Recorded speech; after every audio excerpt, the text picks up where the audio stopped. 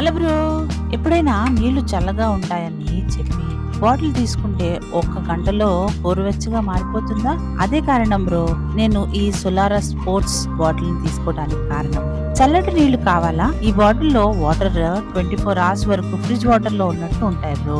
Coffee లేదా టీయా 12 hours వరకు చాలా హాట్ గా ఉంటుందన్నమాట. ప్లాస్టిక్ వాసన రాదు, లీకేజ్ అవ్వదు.